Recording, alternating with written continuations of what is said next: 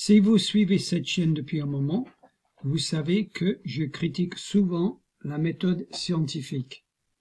Et j'essaie de pointer dans mes vidéos les raisonnements fallacieux qui constituent la méthode scientifique.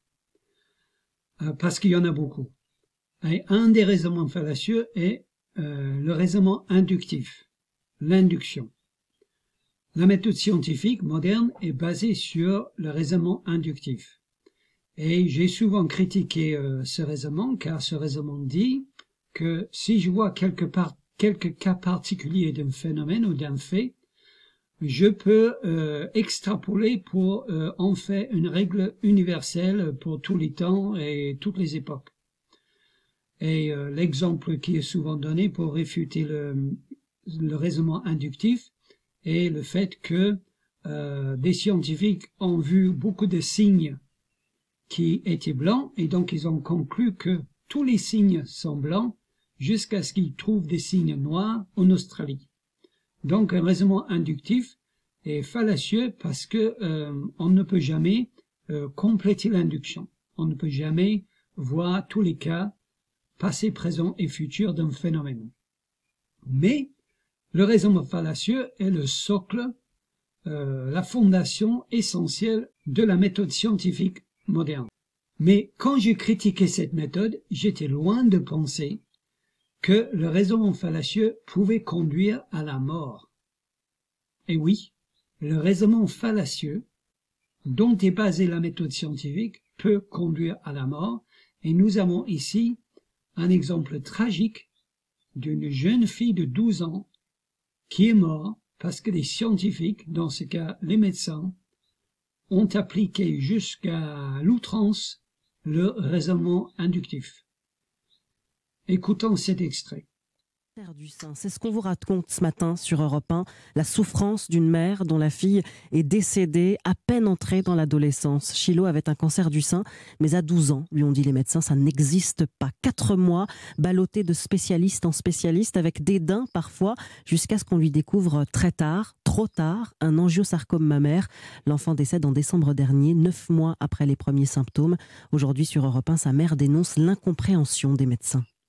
Du jour au lendemain, on a vu une tache rouge au niveau de son sein, avec une éruption de boutons en bouquet, avec des espèces de rayures, de nervures, telles une peau d'orange. Elle ne tenait pas debout. Quand elle marchait à la maison, elle se tenait entre les murs et il n'y avait pas d'amélioration, ça devenait de plus en plus rouge. Notre médecin traitant nous a prescrit une échographie. Elle a mis sur le compte-rendu que c'était une sorte de mastite. Une inflammation du sein, en fait. Une inflammation. Mon médecin me dit, je la mets que sous antibiotiques, on ne mélange pas les anti-inflammatoires. Et au bout de quelques jours, il n'y avait toujours pas d'amélioration. Je retourne la voir et je lui dis c'est un cancer du sein. Elle est là derrière le comptoir, elle me méprise, elle me dit madame, je vous ai dit que le cancer du sein n'existe pas chez les enfants de 12 ans. Chilo est décédée juste à cause qu'elle avait 12 ans. On a refusé toute investigation de dépistage du cancer du sein, malgré que nous, les parents, disaient que c'était un cancer, malgré qu'on demandait. Elle est morte juste à cause d'avoir 12 ans. Si elle avait été détectée, elle était opérable. Chilo avait une force de vivre. Elle a subi un martyre, une atrocité. On a les photos, les vidéos. Chilo est tombée en France en 2021 sous le mépris, la maltraitance. Diane, la mère de la jeune Chilo, victime d'un cancer du sein. Donc voilà, nous avons entendu le témoignage de cette maman qui est bouleversant, n'est-ce pas? Et les médecins disaient, madame, un cancer du sein chez un enfant de 12 ans, ça n'existe pas. Ça n'existe pas. On ne l'a jamais vu, donc ça n'existe pas. C'est le raisonnement inductif dans toute sa splendeur, et c'est le raisonnement inductif poussé à l'extrême, à l'outrance. Et ce raisonnement inductif a coûté la vie à cette petite fille de 12 ans. Donc voilà un exemple tragique de la façon dont une argumentation fallacieuse, un raisonnement fallacieux peut conduire à la mort. Un raisonnement fallacieux peut conduire à la mort d'un enfant de 12 ans. C'est un raisonnement stupide, c'est un raisonnement absurde. Nous ne pouvons jamais, à l'échelle de l'univers, terminer l'induction. Nous ne pouvons jamais compléter l'induction. Et donc nous tâtonnons dans le noir, nous cherchons notre pas dans le noir avec ce raisonnement inductif. Cet aveuglement peut conduire à la mort, et là nous avons un cas concret.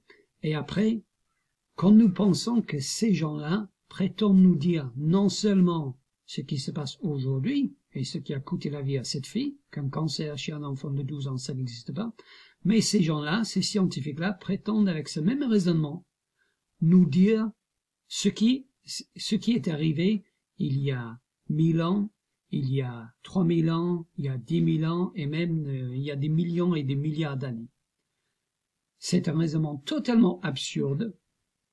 Ces gens-là se prennent pour Dieu, en prétendant connaître la vérité non seulement sur ce qui est sur la réalité d'aujourd'hui, mais aussi sur les origines du monde et sur l'existence de Dieu.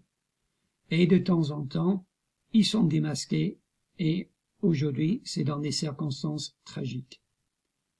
La vérité n'arrive pas par l'induction, la vérité arrive par la Bible. La vérité, c'est une révélation de Dieu. Jésus est le chemin, la vérité et la vie.